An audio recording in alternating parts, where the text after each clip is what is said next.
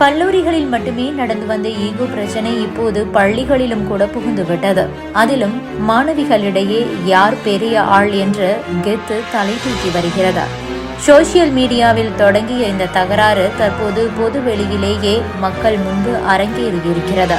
திருப்பூரில் நடந்த ஒரு சம்பவம் தான் தற்போது பொதுமக்களுக்கு அதிர்ச்சியை தந்திருக்கிறது. திருப்பூரில் உள்ள பெண்கள் மேல்நிலைப் பள்ளியில் படிக்கும் 2 மாணவிகள் வீடியோ இணையதளத்தில் வைரலாகிக் கொண்டிருக்கிறது.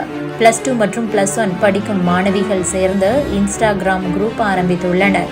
பிறகு சோசியல் மீடியாவில் தாங்கள்தான் கெத்து என்ற பாணியில் போஸ்டுகளை பதிவிட்டு வந்திருக்கிறார்கள். இந்த மாணவிகளைப் போலவே திருப்பூரிலிருந்து 10 கிலோமீட்டர் தொலைவில் உள்ள கணபதிபாளையம் அரசு பள்ளி மாணவிகளும் இதே போலவே குழு ஒன்றை சேர்த்து இன்ஸ்டாகிராமில் பதிவுகளை போட்டு வந்திருக்கிறார்கள். இதில் 2 பள்ளிகளுக்கும் இடையில் நான் பெரிய ஆளா நீ பெரிய ஆளா என்ற ரீதியில் போஸ்டுகளை பதிவிட்டு வந்திருக்கிறார்கள். நாளடைவில் இவர்களுக்குள்ளான சண்டை சோசியல் மீடியாவில் தகராறாக முற்றியது.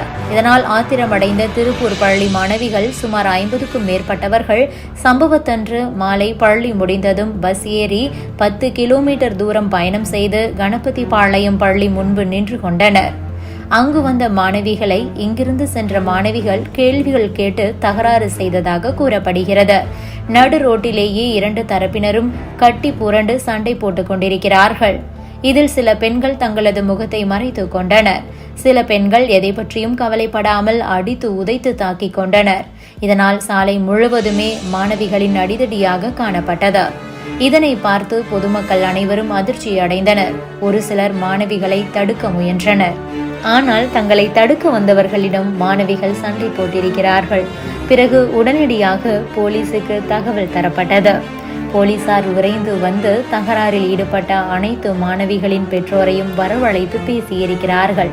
பிறகு மாணவிகளுக்கு புத்திமதி சொல்லி பெற்றோருடன் அனுப்பி வைத்திருக்கிறார்கள். மாணவிகள் ஒருவரை ஒருவர் தாக்கிக் கொண்டு நடுரோட்டில் கட்டி புரளும் வீடியோதான் தற்போது சோசியல் மீடியாவில் பரவிக்கொண்டிருக்கிறது. இதற்கெல்லாம் காரணம் இன்ஸ்டாகிராம்.